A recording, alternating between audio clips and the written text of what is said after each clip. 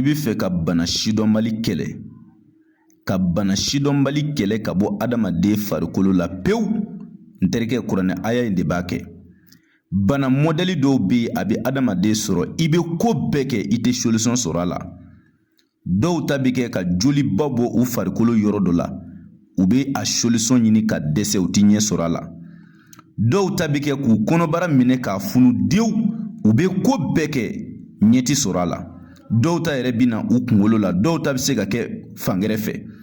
O tuma na a mana kɛ bana sidɔnbali sugu o sugu ye ni e bɛ fɛ Ala k'a wuli ka bɔ i kan suko ni dugujɛ cɛ n terikɛ kuranɛ aya in ta bilahi nin de b'a kɛ.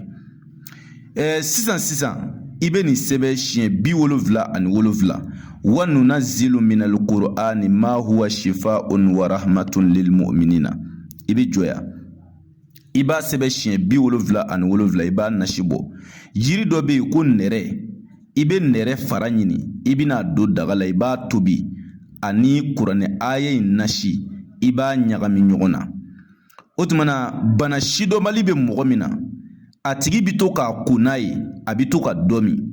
N'a y'a sɔrɔ joli don k'a b'a farikolo yɔrɔ dɔ la a bɛ to ka joli in da ko n'a ye sɔgɔma ani wula fɛ nkali na Ala bonya na o joli kelen o bɛ ban pewu. N'a y'a sɔrɔ kɔnɔna bana de don k'a ma sugu dɔn fiyewu a bɛ to k'a ko ni fura in ye a bɛ to k'a dɔ min o bana kelen Ala b'o dekun ta ka bɔ a kan ni kuranɛ yɛrɛ barika ye. Yala n'i ye nin kɛ i b'a ye bilahi nin ye kunu fa yakunu de ye. N terikɛ i jija i ka nin partager. Wallahi ni e bi adamadenw ka hɛrɛ fɛ e bi nin partager. Maa dɔ bɛ yen bana gɛlɛn dɔ bɛ se ka wuli a tigi la solution foyi t'a bolo. Olu dɔw bɛ yen wari t'o furakɛ dɛ, miliyari bɛ k'i bolo mais wallahi i bɛ dɛsɛ k'o bana qualité furakɛ sabu dɔgɔtɔrɔw t'a ye.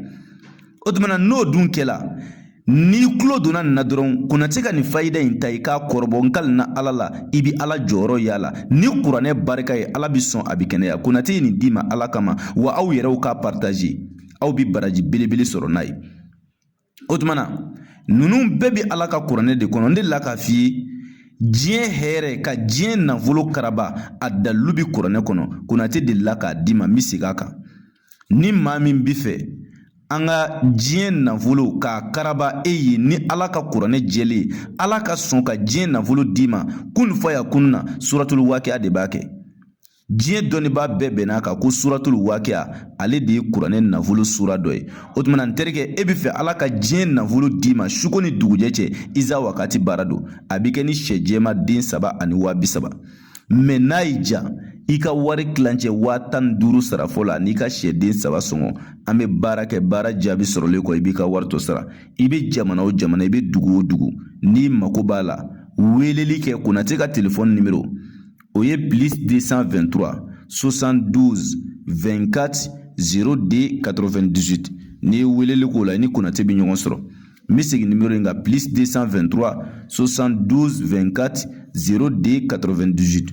O tuma na n bɛ dugawu kɛ bɛɛ ka dugawu ɲini bɛɛ fɛ maa o maa bi fɛ Ala k'i sɔn nafolo la k'a sɔrɔ i ma baara jugu kɛ i ma don da jugu fɛ i ma sitanɛ baara kɛ na an b'a baara kɛ ni Ala ka kuranɛ jɛlen sɛden 3 ani 30,000 mais n'a y'i ja i ka wari kilancɛ sara fɔlɔ ani ka sɛden 3 sɔngɔ an bɛ baara kɛ i bɛ diɲɛ yɔrɔ o yɔrɔ i bɛ dugu o dugu a bɛ se ka kɛ k'i to i sigiyɔrɔ la.